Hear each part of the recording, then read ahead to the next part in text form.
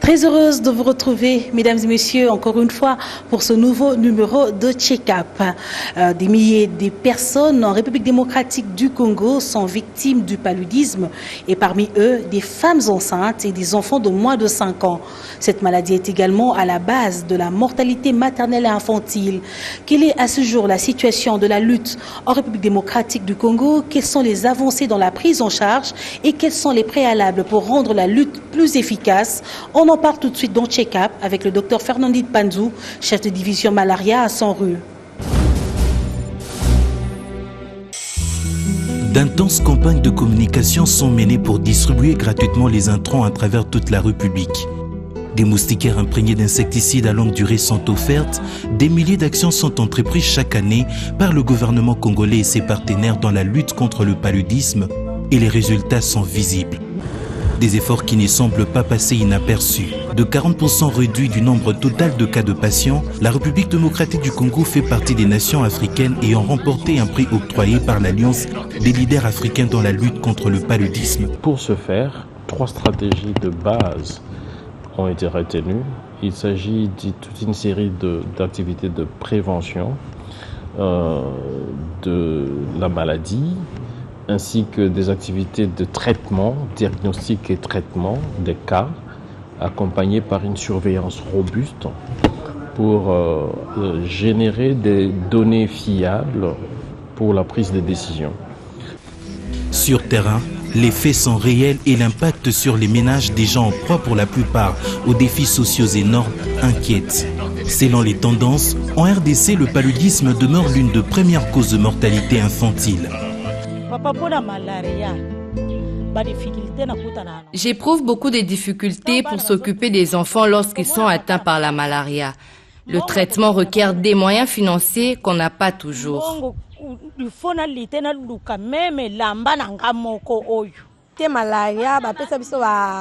Nous avons bénéficié des moustiquaires, mais nous y recourons seulement pour nous protéger durant la nuit. Entre-temps, nous sommes exposés aux piqûres des moustiques partout. Nous ne pouvons pas nous contenter de vivre dans l'insalubrité étant donné qu'elle nous expose aux piqûres des moustiques. Nous essayons de faire de notre mieux pour assainir, mais le gros du travail revient au service d'hygiène qui doit être réformé. Face à un environnement dans la capitale et dans le coin reculé du pays caractérisé par des failles énormes dans la gestion de déchets et des milieux occasionnant la prolifération des anophèles, agents vecteurs de la malaria, serait-ce opportun de diversifier les axes d'intervention? Experts et acteurs de santé, tous semblent unanimes quant à cette problématique. Docteur Fernandine Panzou, merci de nous recevoir ici chez vous pour parler justement du paludisme, cette maladie qui tue des milliers de personnes, aussi des femmes et des enfants. Le paludisme, un problème de santé publique. On va en parler parce que vous êtes chef de service paludisme ici à Sanru. Docteur, le gouvernement congolais ainsi que tous les partenaires dans Sanru que vous représentez voudraient définitivement éradiquer ou même terminer avec le paludisme. Est-ce possible? Merci madame pour la question. Effectivement, le paludisme, c'est un problème majeur de santé publique. Un problème majeur qui nécessite des solutions. Et avec des solutions avec le concours de tout le monde. Éradiquer le paludisme aujourd'hui, c'est possible. Mais possible si nous mettons en œuvre tous les outils nécessaires pour cela. Et quand je parle des outils nécessaires, oui, quand je parle des outils nécessaires, nous avons toutes les stratégies mises en place par le programme national de lutte contre le paludisme. Donc il y a la stratégie de la prévention, tout ce qu'il nous faut pour la prévention, tout ce qu'il nous faut pour une prise en charge correcte de cas. Et bien sûr, enfin, il y aura la surveillance à tous les niveaux. Donc ce sont ces stratégies que nous devons mettre en place pour que nous puissions éradiquer effectivement le paludisme Justement, vous parlez de stratégie, c'est une bonne chose, mais docteur, le paludisme, la malaria, c'est pas une nouvelle maladie. C'est une maladie qui existe. On en parle depuis des années. Moi, je me dis, ma génération, ceux qui étaient avant moi, ceux qui viendront peut-être après moi, pourront encore parler du paludisme si seulement si ces stratégies-là ne sont pas mises en place. Mais pour le cadre ou le contexte de la République démocratique du Congo, quelles sont ces stratégies qui sont mises en place? Et est-ce que ces stratégies-là répondent justement à notre situation, à notre environnement pour pouvoir lutter contre cette maladie? Oui, madame, les stratégies mises en place sont pour la prévention. Nous savons qu'il nous faut l'assainissement du milieu. Il faut assainir notre milieu. Connaissons le vecteur de cet agent pathogène. C'est le moustique, l'anophèle femelle. Qui est vraiment le vecteur de cet agent pathogène. Connaissant les conditions de reproduction de ces moustiques, nous disons qu'il faut assainir le milieu, parce que c'est au niveau de milieu insalubre que se reproduisent le moustique. Donc nous devons assurer la salubrité du milieu. Nous devons, en plus de l'assainissement du milieu, nous devons utiliser correctement la moustiquaire imprégnée d'insecticides. Parce que cette moustiquaire empêche que le moustique, s'il est déjà là, d'être en contact avec l'homme. Et deuxième, nous disons que si le moustique est déjà là, il faut l'empêcher d'être en contact avec l'homme, de piquer l'homme. Donc je suis en train de parler à des termes simples pour faciliter la compréhension, parce que je sais que plusieurs personnes nous suivent. Et troisième, toujours dans la prévention, il y a la femme enceinte qui doit recevoir un traitement préventif intermittent. C'est l'ASP. Si nous regardons, notre environnement n'est pas salubre. C'est vraiment l'insalubrité qui règne. Et c'est là où nous disons, quand nous faisons les séances de sensibilisation, nous demandons que les gens changent de comportement. L'assainissement commence chez soi, dans la maison, chez soi, tout autour de nos maisons. C'est là où ça commence, avant de sortir, aller dans les grandes routes. Donc nous commençons chez nous, nous demandons qu'il y ait assainissement intra- et péri-domiciliaire. Et là, c'est moi, c'est toi, chez moi. Et c'est après que nous allons sortir. Donc chez moi, à la maison, qu'est-ce que je dois faire? C'est éviter qu'il y ait de l'eau stagnante tout autour de la parcelle. Des boîtes de conserve qui traînent par-ci, par-là. Exactement. Ce sont des lieux propices pour le développement des moustiques. Oui. Alors, nous demandons aussi que là où il y a de seaux d'eau, les gens nous diront que non, il y a de l'eau, il n'y a pas de robinet, ceci. Mais il faut couvrir. Tout ce qui est récipient d'eau devait être bien couvert.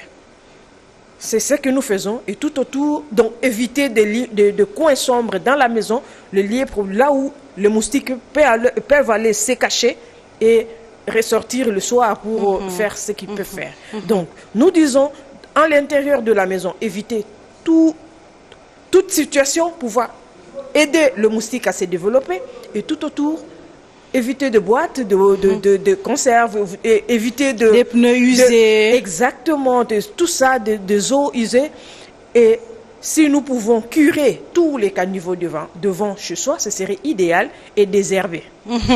Donc, éviter tout ça. Donc, l'assainissement, effectivement, joue un grand rôle dans la prévention. L'assainissement joue un grand rôle. On va vraiment pas trop s'attarder sur l'environnement. On va rester dans le cadre de la santé. C'est vrai que de plus en plus, des campagnes se multiplient pour pouvoir justement assainir la ville. On va noter la campagne Bisso. C'est une vaste campagne de citoyenneté pour justement pousser les Congolais à pouvoir rendre leur milieu salubre. C'est vrai que sur le plan de l'environnement, on dira que c'est pour rendre l'espace attrayant, beau. Mais également sur le plan de la santé, ça nous préserve de plusieurs maladies. Docteur Fernandine, j'aimerais poser une question sur le plan thérapeutique. C'est vrai que tout à l'heure vous parlez des médicaments à donner aux femmes enceintes parce qu'elles sont vulnérables, ces femmes enceintes, aux côtés des enfants de moins de 5 ans qui meurent de plus en plus. Qu'est-ce qui est fait justement pour pouvoir éviter cette mortalité maternelle et infantile? Alors, chez la femme enceinte, c'est que nous demandons que la femme enceinte dorme sous moustiquaire imprégné. Ça, c'est la première des choses. Deuxième, nous demandons à cette femme enceinte de consulter d'aller à la consultation prénatale pour y recevoir un produit, c'est l'ASP que nous appelons, sulfadoxine pyrimétamine, communément appelé Fansidar dans la rue. Et nous disons que ces produits protègent la femme ainsi que le fœtus qu'elle porte. Parce que nous savons que le palu ou la malaria entraîne des conséquences néfastes sur la grossesse. Ça peut entraîner des avortements, ça peut entraîner de morts in utero de l'enfant, et ça peut aussi entraîner... Bon, l'enfant peut naître, mais avec un faible poids de naissance. Et donc, si nous voulons éviter toutes ces conséquences des palus chez la femme enceinte et chez l'enfant, nous devons lui donner un traitement préventif intermittent. Donc, chez la femme, nous avons la moustiquaire et nous avons ces traitements que nous donnons. Un traitement préventif intermittent, les femmes qui partent aux consultations prénatales, je crois qu'elles en bénéficient. Oui. Ça se passe comment? Les femmes lorsqu'elles partent dans des consultations prénatales, est-ce qu'elles payent pour recevoir ces médicaments? Ou bien SONRU, en partenariat avec les hôpitaux publics de la République démocratique du Congo, mettent à la disposition de ces hôpitaux des médicaments qu'il faut pour pouvoir sauver les vies des femmes? Et là, nous nous entrons déjà sur ce que SONRU fait dans le cadre de la lutte contre le paludisme dans le pharmacien sanitaire. En fait, SONRU, dans le cadre de ces projets, apporte les intrants qu'il faut pour la prévention. Donc, pour la prévention, SONRU apporte la moustiquaire imprégnée ainsi que l'ASP. Et là, nous l'apportons au niveau du bureau central.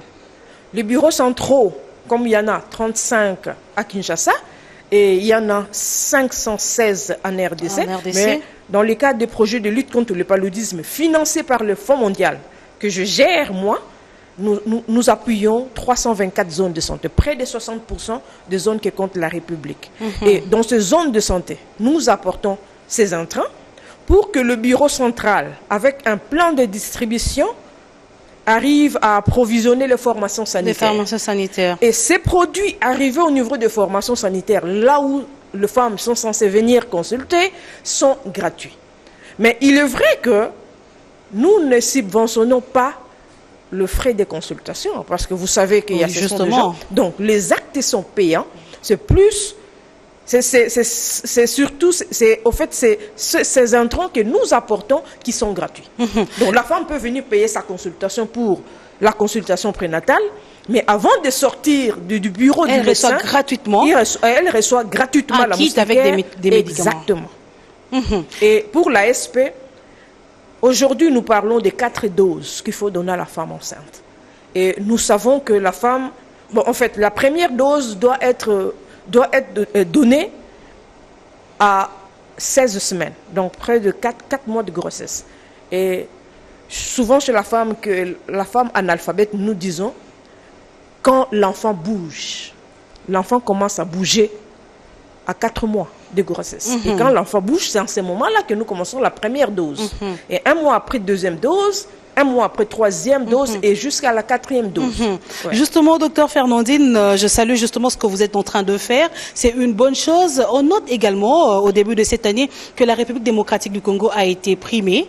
Il a reçu un prix pour avoir baissé l'indice de la malaria et aussi le taux de morbidité. On doit dire que ce prix-là revient également aux partenaires puisque vous aviez contribué justement à pouvoir réduire ce taux de mortalité. Mais est-ce que vous pensez que nous méritons ce prix? Parce que on continue à noter et enregistrer des décès liés au paludisme, des femmes qui avortent puisqu'ils ont fait une malaria, comme on dit chez nous, 3+, nasalaki malaria makasi moyena téléméza qui était des bimaki nango. Est-ce que vraiment aujourd'hui, vous, en tant que chef de projet malaria à SONRU, vous pouviez dire que la République démocratique du Congo a mérité ce prix?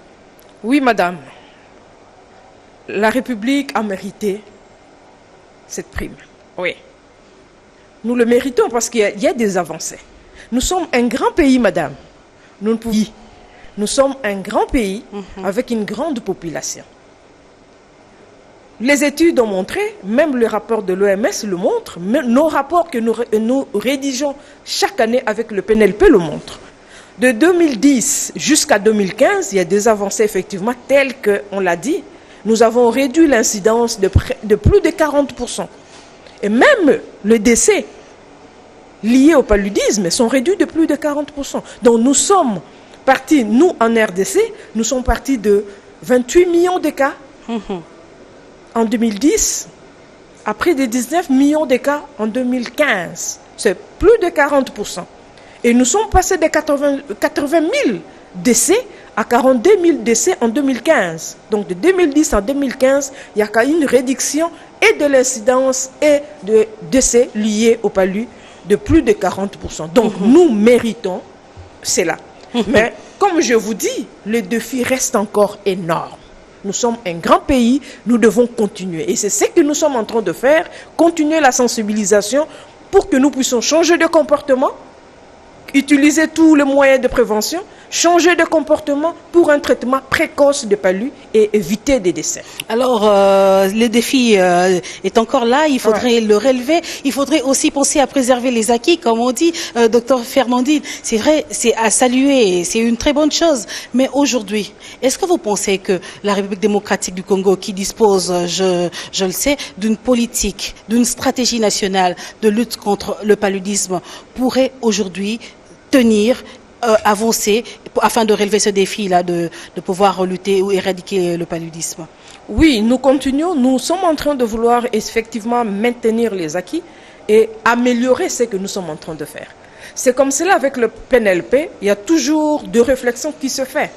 Aujourd'hui, là, avec le nouveau plan stratégique, on s'est dit comment faire pour améliorer l'utilisation, de comment faire pour améliorer tous les outils, comment faire pour améliorer l'utilisation des moustiquaires imprégnés. Alors c'est là où nous sommes dit avec le PNLP, cherchons d'autres canaux de communication et c'est là où nous avons pensé aux écoles.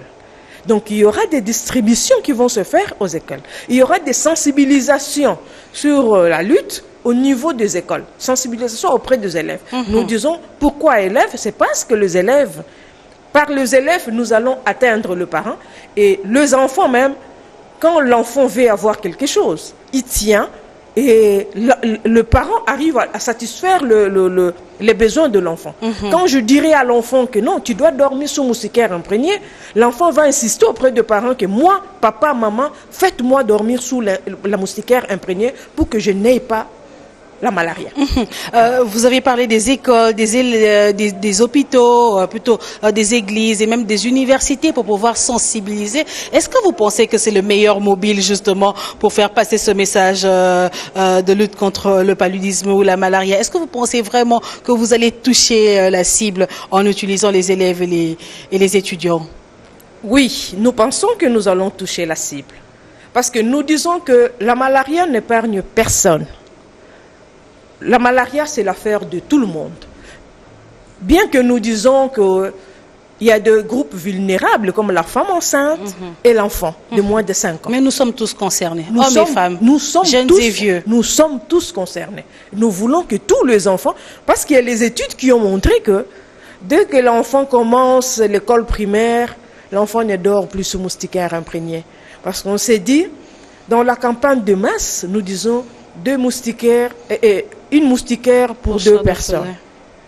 Alors on s'est dit, c'est la maman qui est sous moustiquaire. Nous-mêmes, quand nous donnons, c'est la maman qui est sous moustiquaire. Et quand l'enfant arrive à la consultation, parce que la moustiquaire, nous donnons chez la maman qui vient à la première consultation, et nous donnons à l'enfant de moins d'une année qui vient à la consultation préscolaire. Donc l'enfant qui vient avoir disons, sa vaccination de rougeole, c'est à cet enfant qu'on donne. Parce qu'on s'est dit, à cet âge-là, l'enfant va sortir du lait maternel, de sa maman et de son papa. Voilà. Alors, l'enfant va se mettre à l'heure. Mais cet enfant qui est sous moustiquaire, dès qu'il arrive à 6 ans pour aller à l'école primaire, il y a déjà l'autre bébé qui est là. Et l'enfant de l'école primaire ne dormira pas sous moustiquaire imprégné.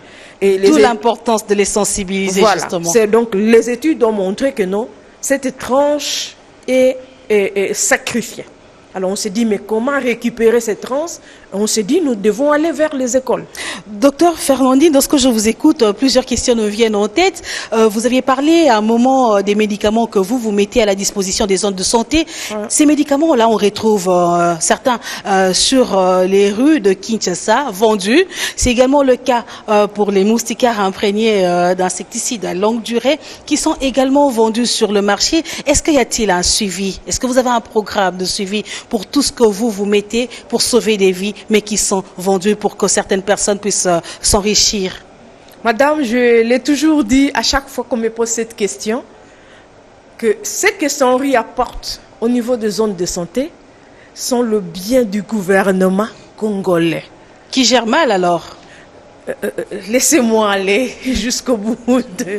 Donc, ce que nous apportons, comme je vous ai dit, moustiquaires, médicaments pour lutter contre le paludisme simple, paludisme grave, nous l'apportons au niveau du bureau central. Et quand ça arrive au niveau du bureau central, c'est pour dire que gouvernement, prenez. Les suivis, nous le faisons. Parce que sans rire, nous allons en mission. Mais les suivis devaient aussi être faits par le bureau, disons le ministère avec, disons, la pyramide sanitaire, parce que nous savons qu'il y a le médecin chef de district, le médecin chef de division provinciale, il y a des médecins chefs de zone, avant il y avait même des médecins de district. Et le médecin chef de zone, en principe, doit assurer la supervision vers le pharmacien sanitaire, pour s'assurer que tout se fait selon les normes. Au niveau des divisions provinciales, ils doivent assurer les supervisions vers les zones de santé pour s'assurer que tout se passe selon les normes.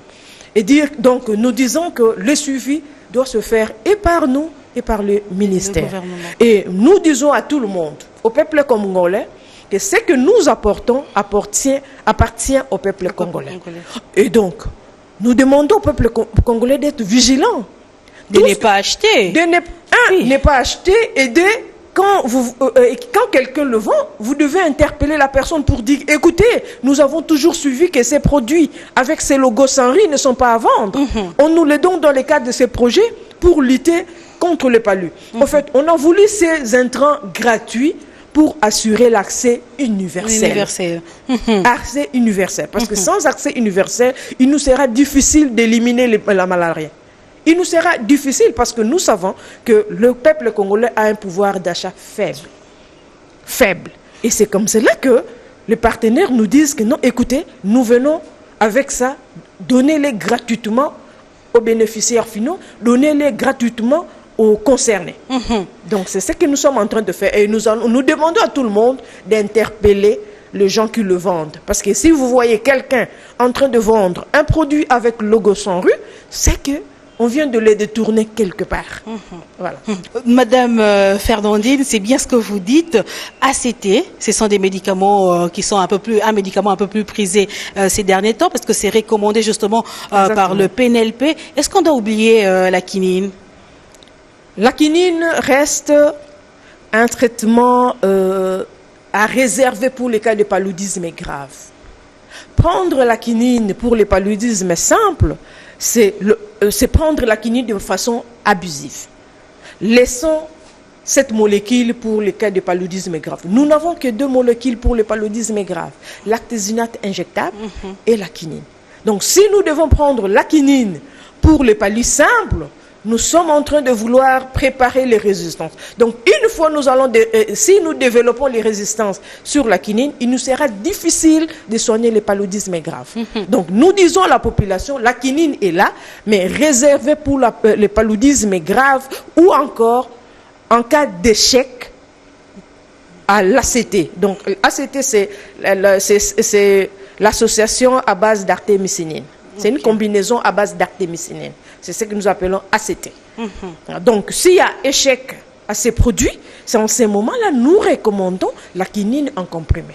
Mais en cas de paludisme grave, nous recommandons soit l'actézinate injectable, soit la quinine en perfusion. Je rappelle à tous nos téléspectateurs que nous ne sommes pas en train de faire de prescription médicale ou bien nous ne leur demandons pas de faire de l'automédication. Il faudrait justement s'approcher d'une structure sanitaire pour pouvoir faire un examen, qu'on sache que si vous faites la malaria simple, comme on dit, les palus simples ou le palus grave, et à ce moment-là, un médecin pourrait vous recommander quel médicament approprié vous pourriez consommer pour votre traitement. Docteur Fernandine, toujours avec vous, on va parler justement de ce problème d'automédication. Certaines personnes eux-mêmes disent qu'ils soignent simbarangaïté. Donc je préfère prendre tel autre médicament. Quel conseil pourriez-vous donner à toutes ces personnes-là? D'abord, nous demandons à ce que, comme je l'ai dit, pour tout cas suspect, vous faites de la fièvre, approchez-vous, soit le centre de santé, pour savoir cette fièvre-là, c'est quoi exactement. Toute fièvre n'est pas malaria. Parce que quand vous dites en vous-même, je fais la fièvre, ça doit être la malaria. Vous prenez un produit antipaludéen, quand ça ne marche pas, vous allez dire que non, Kiso et Simba Kangate. Non, mais parce que ce n'était même pas le palu. Donc, il serait idéal que les diagnostics soient confirmés. Qu'on confirme les diagnostics par un test rapide, si vous voulez, dans un centre de santé, ou encore, vous allez dans une pharmacie avec feuille verte, et là, vous trouverez les TDR. On confirme, et après, vous allez traiter. C'est après confirmation que vous devez traiter. Pour que vous puissiez dire que non, c'est produit et simbité. Comment vous allez dire que produit est simbité si vous ne savez même pas si c'est vraiment ça les paludismes? Donc, merci beaucoup pour le conseil parce que ça nous concerne tous. On peut tous être touchés par le paludisme. Docteur, j'aimerais qu'on puisse revenir justement à ce combat, à cette lutte pour finir définitivement avec le paludisme. Docteur Fernandine, aujourd'hui, quels sont les préalables qu'il faudrait mettre en œuvre pour pouvoir lutter efficacement contre le paludisme? Oui. Lutter efficacement revient à dire, à prendre tous les outils, le mettre sur la route, sur les rails et cheminer avec le tout au même moment. Nous ne pouvons pas dire aujourd'hui, nous allons juste avec la moustiquaire imprégnée et lutter efficacement. Non. Nous devons mettre tous les outils ensemble. Alors, c'est là où je reviens pour dire, changeons d'abord notre comportement. Changeons de comportement pour que nous puissions, d'abord, je voudrais que la population soit conscientisée pour que nous puissions tous changer de comportement et partir, mettre en pratique tous les outils au même moment. L'assainissement du milieu doit aller de pair avec l'utilisation correcte de moustiquaires imprégnés. Et en plus, nous ajoutons le traitement précoce. Parce que j'ai suivi l'autre fois une scénette avec moustique, je ne sais pas si vous avez déjà suivi le moustique géant. Le moustique géant, c'est scénette qui s'est... Dans une pub. Ouais. Moustique géant qui dit, moi, je ne suis pas infecté au départ, mais c'est quand je vais chez un monsieur infecté, je prends son sang, je vais le transmettre à l'autre. Nous disons prévention, mais traitement précoce de tous les cas confirmés. C'est pour qu'au même moment, nous sommes en train de réduire le développement de moustiques. Nous sommes aussi en train de réduire le réservoir. Parce qu'ils vont aller... L'homme constitue les réservoirs par où le moustique va aller prendre l'agent et pour aller transmettre à l'autre. Donc, traitons les cas et luttons contre la production de moustiques. Donc, au même moment, nous devons le faire pour que nous puissions cheminer vers l'élimination de la malaria. Et j'espère que c'est justement ça votre combat. Exactement, oui. Nous disons que c'est possible, madame, si nous tenons tous la main dans la main. Mais avec les partenariats lourds, solides que nous avons avec le gouvernement, nous pensons que nous allons arriver à bouter la malaria hors du pays. Nous allons arriver à bouter la malaria hors du pays et dire 0 cas. Espérons que cela est possible parce que nous apprenons que c'est l'objectif que vous vous êtes fixé. Quand j'ai dit vous, les partenaires au développement et même le gouvernement congolais, à l'horizon 2030, docteur Fernandine, j'espère que cela n'est pas une utopie mais plutôt une réalité. C'est une réalité, madame, mais comme je l'ai dit, tenons-nous la main dans la main pour que nous puissions arriver. Donc, le partenaire technique et financier, c'est bien, mais la communauté aussi doit participer dans ce que nous faisons. Si la communauté participe, donc parce que nous venons avec tout, c'est la communauté qui doit consommer. Nous venons avec la moustiquaire, la communauté doit l'utiliser. Nous disons assainissement, la communauté doit saisir, s'impliquer et s'approprier des interventions. C'est en ces moments-là que nous irons tous vers le même chemin, vers l'horizon 2030, sans palu. Nous avons également appris qu'un vaccin antipaludique est mis sur orbite. Est-ce une information vraie? Oui. Le vaccin est là, en cours d'expérimentation. Donc bientôt là, ça sera rendu disponible. Docteur Fernandine, avant que je ne puisse vous dire au revoir, est-ce que vous pouvez rappeler à toutes les personnes qui nous écoutent les méthodes simples à pouvoir utiliser chez soi pour pouvoir éviter justement le paludisme? Oui, je dirais à la communauté que la malaria, c'est une maladie grave, meurtrière, qui est la première cause de consultation, première cause d'hospitalisation et surtout première cause de décès chez les enfants de moins de 5 ans. Mais la malaria, c'est une maladie facilement évitable, si nous le voulons. Comment? Nous devons utiliser tous les moyens de prévention. Le moyen de prévention, nous avons commencé à dire que l'assainissement intra- et péri-domiciliaire. Éviter des boîtes de conserve, éviter des punais usés, éviter des eaux stagnantes, donc curer les caniveaux, enlever des mauvaises herbes tout autour de nos maisons. Ça, c'est l'assainissement.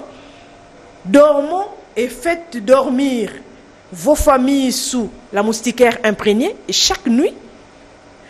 Pour la femme enceinte, l'orienter vers la consultation prénatale pour recevoir la moustiquaire imprégnée et recevoir l'ASP qu'elle devra, qu'on lui administrera en 4 doses. Donc, première consultation, deuxième, troisième et quatrième consultation. Donc, la femme doit recevoir pour protéger l'enfant qu'elle porte. Et ensuite viendra la prise en charge correcte. Nous disons prise en charge correcte quand, devant un cas suspect, un cas de fièvre, vous devez d'abord chercher à faire les tests de diagnostic rapide.